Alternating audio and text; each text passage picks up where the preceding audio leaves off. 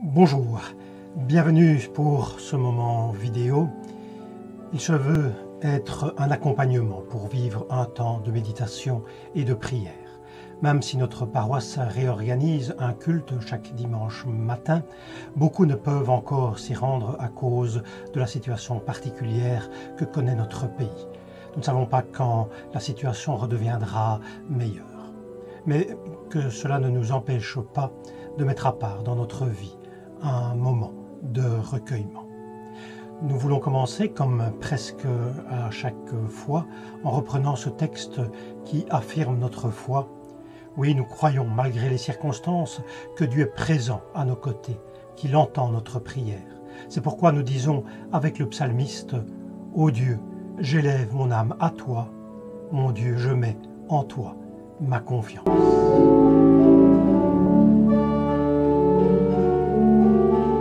Avec le psalmiste, nous voulons dire « Dieu, tu es mon Dieu. Dès l'aube, je te cherche, mon âme a soif de toi. Tout mon être soupire après toi, comme une terre aride, altérée, sans eau. Je t'ai contemplé au sanctuaire, j'ai vu ta force et ta gloire. Ton amour vaut mieux que la vie. Tu seras la louange de mes lèvres. Toute ma vie, je vais te bénir. Je lèverai les mains en invoquant ton nom. Dans la nuit, je me souviens de toi. Je reste des heures à parler. Oui, tu es venu à mon secours. Je crie à toi à l'ombre de tes ailes. Mon âme s'attache à toi. Ta main droite me soutient. Amen. Et comme texte biblique, nous voulons prendre ce matin une lecture dans le premier livre des Rois au chapitre 19. C'est une partie de ce que l'on appelle le cycle d'Élie. À partir du verset 9, nous lisons « Arrivé à l'Horeb, Élie entra dans une caverne où il passa la nuit. Alors la parole du Seigneur lui fut adressée. « Pourquoi es-tu ici, Élie ?» Il répondit « Seigneur, Dieu de l'univers, j'ai tant de zèle pour toi que je ne supporte plus la façon d'agir des Israélites. En effet, ils ont rompu ton alliance, ils ont démoli tes autels, ils ont tué tes prophètes par l'épée. Je suis resté, moi, seul, et ils cherchent à m'ôter la vie. » « Sors, lui dit le Seigneur. Tu te tiendras sur la montagne devant moi, je vais passer. » Aussitôt, un grand vent souffla avec une violence telle qu'il fendait les montagnes et brisait les rochers devant le Seigneur. Mais le Seigneur n'était pas présent dans ce vent. Après le vent, il y eut un tremblement de terre, mais le Seigneur n'était pas présent dans le tremblement de terre. Après le tremblement de terre, il y eut un feu, mais le Seigneur n'était pas présent dans le feu. Après le feu, il y eut le bruit d'un souffle léger. Dès qu'Élie l'entendit, il se couvrit le visage avec son manteau. Il sortit de la caverne et il se tint devant l'entrée. Il entendit de nouveau une voix qui disait « Pourquoi es-tu ici, Élie ?» Il répondit « Seigneur, Dieu de l'univers, j'ai tant de zèle pour toi que je ne peux plus supporter la façon d'agir des Israélites. En effet, ils ont rompu ton alliance, ils ont démoli tes autels, ils ont tué tes prophètes. Je suis resté, moi, seul, et ils cherchent à m'ôter la vie. » Mais le Seigneur lui dit « Va, retourne par le même chemin à travers le désert et rends-toi à Damas. Tu y choisiras de ma part avec l'huile d'onction Hazaël, comme roi de Syrie. Puis tu choisiras comme roi d'Israël, avec l'huile d'onction, Jéhu, fils de Nimshi. Et tu choisiras Élisée, fils de Japhat, d'Abel-Méola, pour te succéder comme prophète. Ceux qui échapperont à l'épée d'Hazaël seront mis à mort par Jéhu, et ceux qui échapperont à l'épée de Jéhu seront mis à mort par Élisée. Mais je laisserai survivre 7000 hommes du peuple d'Israël, à savoir tous ceux qui ne se seront pas mis à genoux devant le dieu Baal et qui n'auront pas donné de baiser à ses statues. Nous voulons écouter ce chant pour entrer dans notre temps de méditation. Sur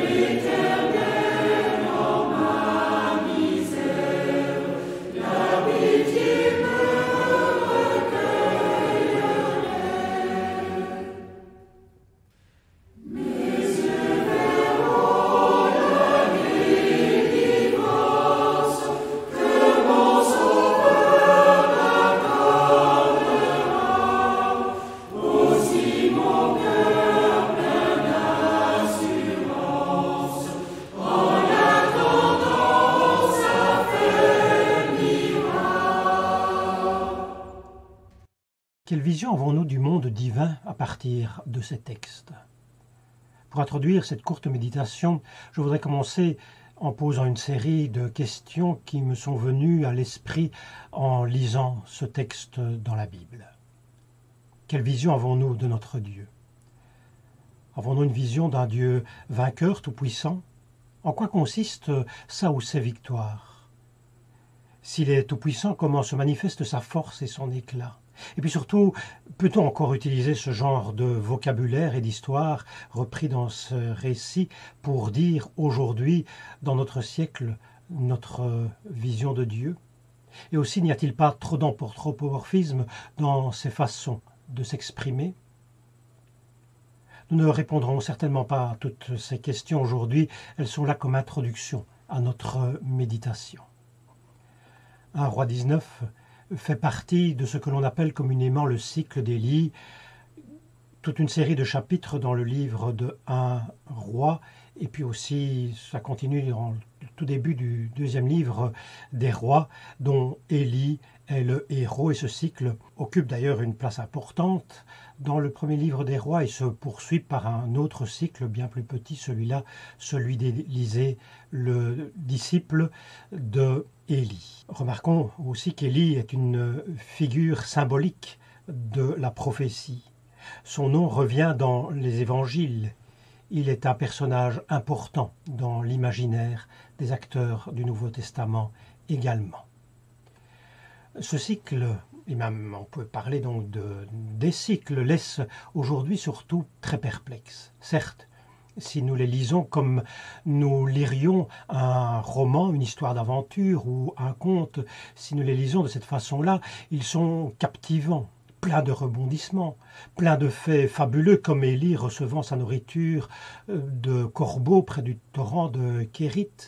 Ils sont pleins d'épisodes marquant les imaginations. Ainsi en est-il aussi de ce récit d'une espèce de combat, de joute entre Élie et les prophètes Baal. On y reviendra encore.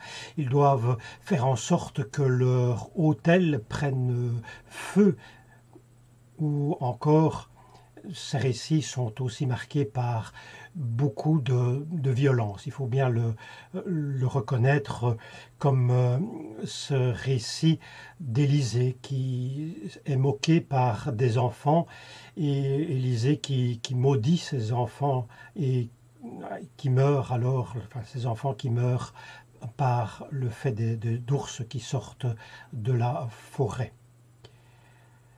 Mais dans le contexte biblique, il pose plus de questions. En effet, nous prenons généralement la Bible comme livre inspirant pour notre foi, disant quelque chose sur la façon que nos ancêtres ont perçu le divin et l'agir, la présence du divin dans le monde.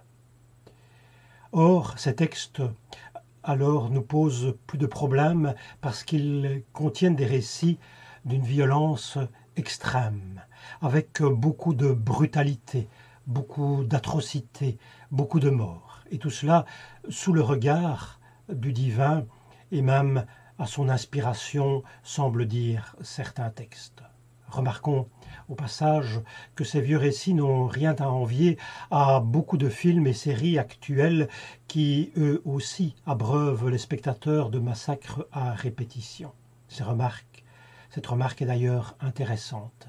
La Bible est un livre pétri d'humanité. Les hommes de tout temps n'ont-ils pas aimé se complaire dans de tels scénarios, n'ont-ils pas été captivés par de tels scénarios? Les psychologues ne nous disent-ils pas d'ailleurs l'attirance humaine pour la mort, pour des pulsions de mort? C'est évidemment un autre sujet bien plus complexe à traiter.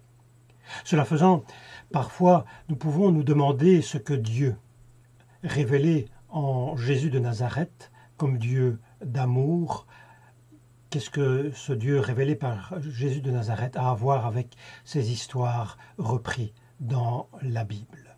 Il y a là comme une rupture totale. On a l'impression d'être, avec les propos de Jésus, dans une toute autre conception, on pourrait même dire dans un tout autre monde.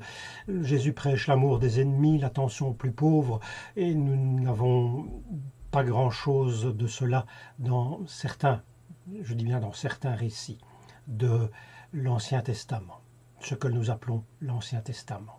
C'est pourquoi les propos de Jésus, d'ailleurs, restent toujours aussi révolutionnaires et aussi utopistes. Pourquoi a-t-on alors repris ce genre de conte? Je parle ici bien entendu du cycle d'Élie. Pourquoi a-t-on repris ce genre de contes dans la Bible alors qu'ils sont si loin de la vision évangélique? Répondre à cette question est certes très complexe. Juste dire qu'ils sont antérieurs à l'Évangile est loin d'être une réponse éclairante. Par contre, relever que dans ces histoires très humaines, il y a comme des perles rares qui nous disent tout autre chose du divin que le reste du texte me semble inspirant. Ainsi, dans cette saga d'Élie, comme on l'a dit, donc, comme on l'a évoqué, plein de violence, de mort et de massacres de masse, il y a cette petite perle qui jaillit, ce court passage qui nous parle d'Élie dans la caverne, découvrant une toute autre vision de Dieu. Peut-être est-ce pour cela que ce cycle a été conservé, je ne sais pas, en tout cas au travers de l'histoire humaine, faite de beaucoup de violence, et ça c'est bien une réalité. Dieu vient se dire dans le murmure doux et léger, et non pas les tempêtes et autres éléments bruyants et violents. Et cela, ça reste une interpellation de ce texte. Peut-être pouvons-nous aussi ajouter, pour expliquer la présence de ce récit dans la Bible, qu'il ne faut pas oublier que la Bible a été écrite sur de très longues périodes et qu'elle retranscrit la perception que des hommes de différentes époques, de différents lieux, de différentes origines, de différentes convictions aussi, ont eu de l'intervention de Dieu dans l'histoire. Dans les périodes troublées, guerrières, faut-il s'étonner que la Bible en parle en ces termes? Ajoutons aussi cette remarque que de tout temps les hommes et femmes ont tué au nom de Dieu. Mais j'ai l'impression qu'on ne lui a pas souvent demandé son avis, qu'on n'a pas demandé souvent l'avis à Dieu pour perpétrer des massacres. Faisons dans tous les cas cette courte prière alors que Dieu garde notre époque de ces massacres en son nom. Oui, plus que jamais, plus jamais de massacre au nom de Dieu. Mais revenons à Élie sur le mont Horeb, cette montagne sainte où Dieu se révèle, la montagne du buisson ardent où Dieu se révèle à Moïse aussi. Cette montagne porte le nom également de Sinaï, peut-être le nom plus connu.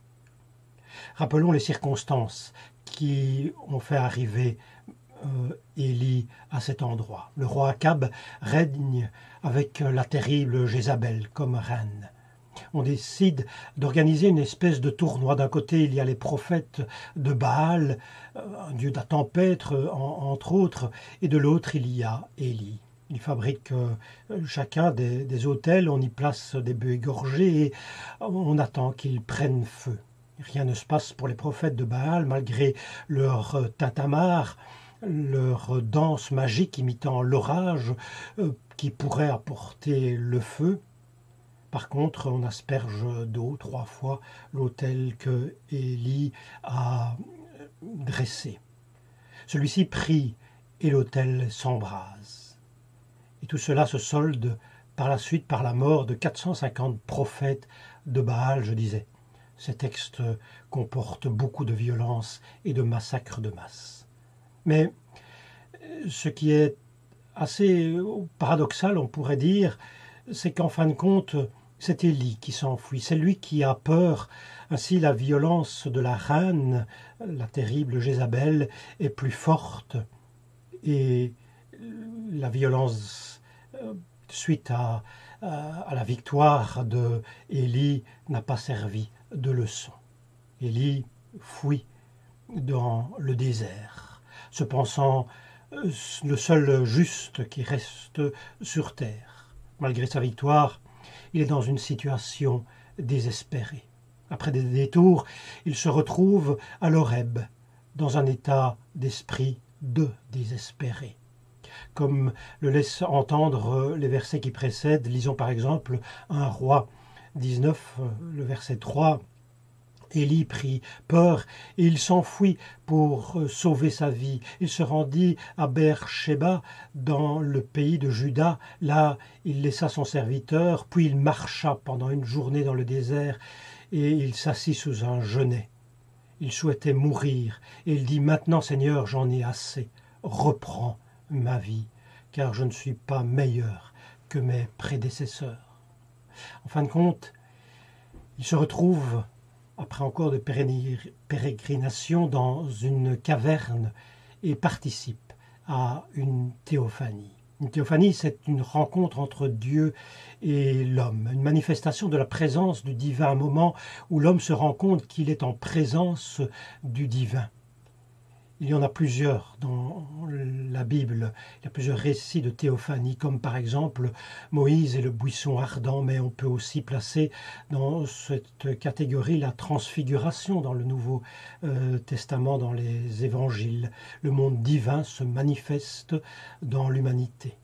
Remarquons des traits de cette pensée que probablement les auteurs du récit devaient avoir en tête. Les théophanies viennent dire Dieu, que Dieu est créateur, que Dieu transcende le monde. Il est le maître des éléments, du vent, de la tempête. Et le vent, la tempête sont souvent d'ailleurs des signes de théophanie, mais pas ici dans le texte que nous avons lu. Dieu est le maître de l'histoire. C'est lui qui désigne les rois de la terre. Nous avons cela dans ce texte de 1 Roi. Il est le seul vrai Dieu. Ces théophanies disent tout cela. Mais aussi cette rencontre entre le divin et l'homme est une rencontre qui fait peur. Voir Dieu en face est impossible dans la mentalité biblique. Une telle rencontre ne pourrait que conduire à la mort de l'homme. Pour Élie, cette théophanie se place donc dans ce contexte de violence, de peur, de désespoir. Et c'est dans un tel contexte que Dieu se révèle à Élie dans un bruissement, un souffle ténu, le bruit d'un silence ténu littéralement. Et Élie reconnaît tout de suite cette manifestation du divin, et pour ne pas voir le divin en face à face, il se couvre la tête de son manteau. Pour Élie, cette théophanie se place donc dans un contexte de violence, de peur, de désespoir, et c'est dans un tel contexte que Dieu se révèle à lui dans un bruissement, un silence ténu. Dans la fragilité d'Élie, Dieu se révèle dans cette fragilité. En se souvenant que l'homme n'est que poussière, un commentateur a cette belle phrase « Devant l'homme poussière, Dieu ne fait pas plus de bruit que des cendres. » Devant l'homme poussière, Dieu ne fait pas plus de bruit que des cendres. Parole certainement à méditer. Dieu dévoile à Élie qu'il n'entend pas faire de bruit, qu'il n'est pas dans le fracassement, l'écrasement, la contrainte. Une autre chose est dite à Élie aussi dans ce souffle ténu et dans les paroles qu'il entend à ce moment-là. Arrête de te considérer comme le seul bon. Je laisserai en Israël, dit le texte biblique, je laisserai en Israël un reste de 7000 hommes dont les genoux n'ont pas plié devant le Baal et dont la bouche ne lui a pas donné de baiser. 7000 hommes, un chiffre allégorique qui dit une multitude, en fait une multitude parfaite. Dieu se manifeste et dit une parole pour éclairer l'homme, pour éclairer sa situation. Élie se croit seul, il est désespéré, mais non, il y a une foule qui l'entoure. Bien des psalmistes demanderont à Dieu de rompre son silence. Nous aussi d'ailleurs, dans bien des circonstances, nous pouvons avoir cette même prière. Mais ce texte me dit, Dieu, c'est peut-être Dieu doux et léger, dont la foi n'est pas lourde à porter. Dieu, c'est peut-être Dieu doux et léger qui conduit la vie si nous prenons conscience de sa présence douce et légère au cœur du monde.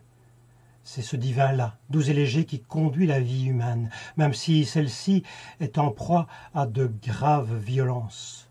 Puissions-nous l'écouter et lui faire place, et alors la vie prendra un tout autre sens dont l'Évangile parle, dont Jésus de Nazareth en a donné comme un avant-goût. Amen.